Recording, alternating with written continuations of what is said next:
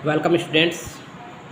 और BA semester के education के स्टूडेंट्स के लिए मैं शिक्षा शास्त्र का जो पहला पेपर है इस समय थ्योरी का होगा 1 नवंबर से। तो शिक्षा के दार्शनिक, सामाजिक, राजनीतिक, आर्थिक परिप्रेक्ष्य ये आपका पेपर होगा। और ये 3rd सेमेस्टर का पहला पेपर है। दूसरा पेपर जो है आपका प्रैक्टिकल होगा। तो मैं यहाँ पे दर्शन और फिलॉसफी पे बताने जा रहा हूँ कि दर्शन और फिलॉसफी है क्या। तो दर्शन और शिक्षा का क्या संबंध है, और दर्शन या फिलॉसफी शब्द को हम जो बोलते हैं इसमें बहुत थोड़ा सा अंतर है। और वो अंतर को मैं थोड़ा सा हिंदी और अंग्रेजी के हिसाब से बताया जा रहा है। दर्शन शब्द जो है संस्कृत भाषा से लिया गया शब्द है। इसकी उत्पत्ति ही संस्कृत से हुई है, दस्य धातु से, तो जिसका अर्थ देखना होता है। जबकि यहीं पर अगर हम फिलॉसफी शब्द को हम प्रयोग करते हैं तो इसका अंग्रेजी शब्द का ये रूपांतर है। तो अंग्रेजी शब्द से निकल के आया फिलॉसफी, और 2 यूनानी शब्दों फिलॉस और सोफिया से तैयार हुआ है। तो फिलॉस और सोफिया, और फिलॉस का मतलब होता है लव, और सोफिया का अर्थ होता है विजडम। यानी कि अगर आपका प्यार बुद्धिमानी से है तो इसे कहा जाता है कि फिलॉसफी, जिसे दर्शन कहते हैं साथ में अंग्रेजी भाषा के हिसाब से, लेकिन हिंदी में से हम दर्शन कहते हैं।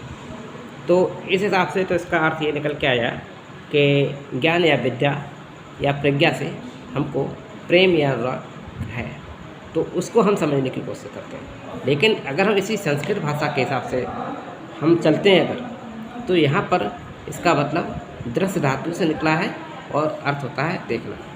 और यहाँ पर इसको बहुत अच्छी तरीके से याज्ञवल्क्य जी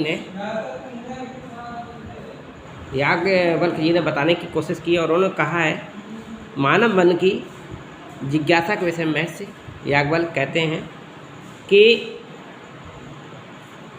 मानव को आत्मा को देखना चाहिए, मानव को आत्मा को देखना चाहिए, और उसे देखना चाहिए दिव्य नेत्रों की सहायता से। सादा निगाहों से देखने के बजाय आप उसे दिव्य नेत्रों से देखने का प्रयास करें।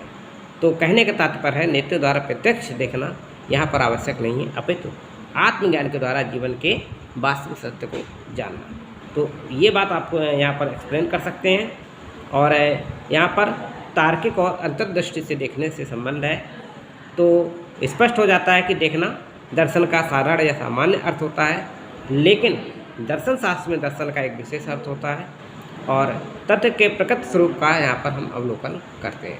तो अगर आपको दर्शन के विषय में जब लिखना होगा तो इस तरीके से लिखिएगा, और फिलॉसफी के संबंध में जब लिखना होगा तो हम ज्ञान, विद्या या प्रज्ञा से या प्रेम या अनुराग की बात हम करेंगे। और इसको डीवी ने एक्सप्लेन करने की कोशिश की थी कि जब कभी दर्शन को हम गंभीरता से समझने की कोशिश करेंगे तो हम यह धारणा रहेगी कि इसका अर्थ विद्वता या ज्ञान प्राप्त करना है, और इस ऐसा ज्ञान प्राप्त करना है जिससे कि हमारा जीवन का जो मार्ग है वो हमारा सुगम हो जाए, और ये चीज़ हमारे जीवन के वास्तविक जीवन के मार्ग को प्रभावित भी करती है।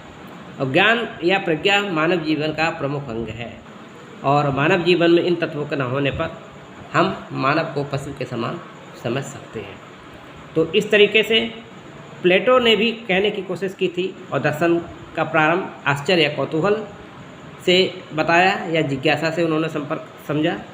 और उनका कहना भी निकल के आया था कि जो व्यक्ति ज्ञान को प्राप्त करने और नई नई बातों को जानने के लिए रुचि प्रकट करता है, जो कभी संतुष्ट नहीं होता है, उसे ही हम दार्शनिक कहते हैं। तो इस तरीके से दर्शन को और फिलॉसफी को एक्सप्लेन करने की कोशिश हुई। और इस तरीके की जब बात आपसे पूछ जाए तो जो मैंने सार बताया है, इस सार को आप समझने की कोशिश करना, और इससे आपका अर्थ क्लियर हो जाएगा। तो इसी के साथ में एक फिक्टे का भी कहना था, दर्शन ज्ञान का विज्ञान है। तो इतनी बातें आप समझ चुके होंगे। तो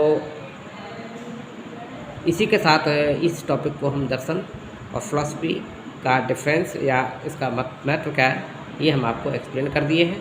और ये आपका 1 नवंबर को एग्ज़ाम होगा, उसके लिए प्रिपरेशन है। और आपका बीए 3rd सेमेस्टर एजुकेशन के संबंध में आपको ये दिया हुआ है। बने रहिए डॉक्टर त्रिपाठी सर के साथ यूट्यूब चैनल पर और सब्सक्राइब कीजिए और इस चैनल को आगे बढ़ाते रहिए। Good luck.